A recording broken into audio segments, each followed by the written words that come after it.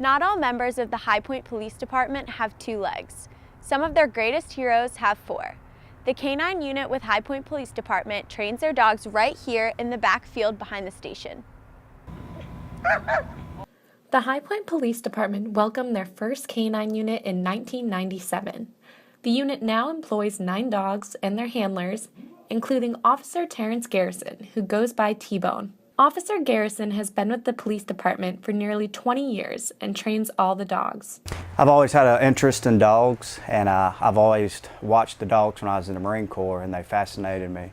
And then the job opportunity opened up in 1997. There was 3 spots for a K-9 officer, and I was lucky enough to get one of those.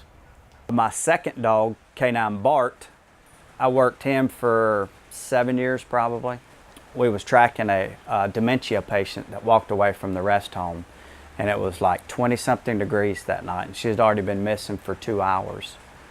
So as a last resort again, they called the K-9 unit, and I finally got in the right area, so he picked up her track and tracked to her, and we found her, and then she spent 2 nights in the bubble, what they call, because she had hypothermia, and the doctor said if she had been out there for 30 more minutes, she would have died.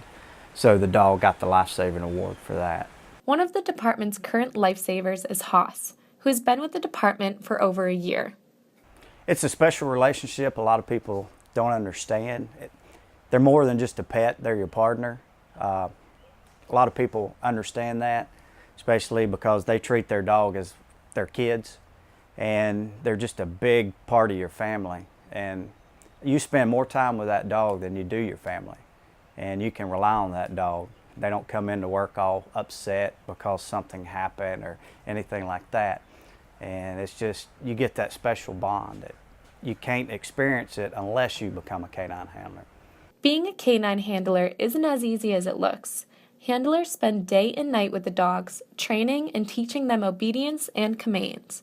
The biggest challenge, teaching them to bite suspects. They already understand that they can bite.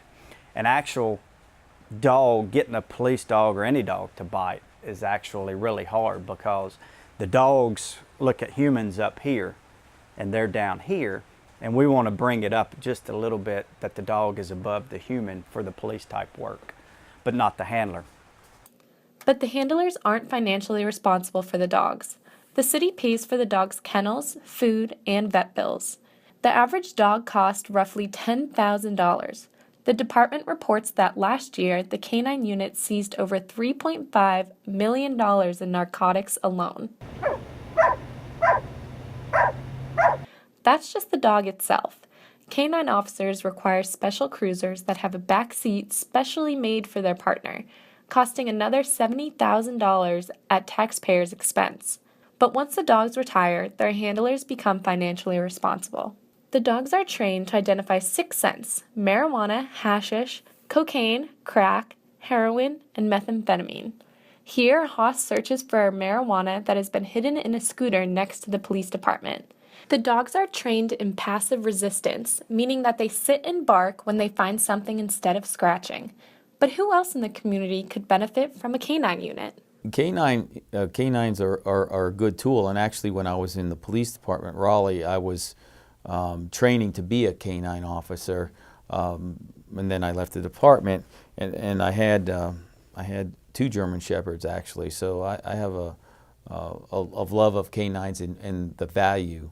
They're often at night when we pay to have police officers here to supplement our protection plan, they are K-9 officers. We have 2, I think we have 3 that rotate consistently.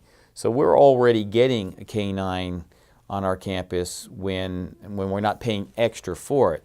When I prepare the budget, I look at, okay, this is your money, you the student.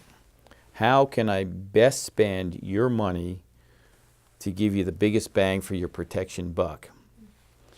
And right now, I don't put a K-9 division or patrol or unit in that column. That's a nice to have column in my judgment, not a need to have.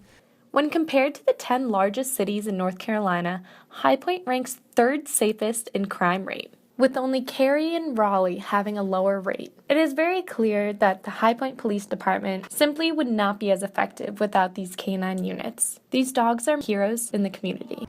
I'm Jasmine Williams with HPU News.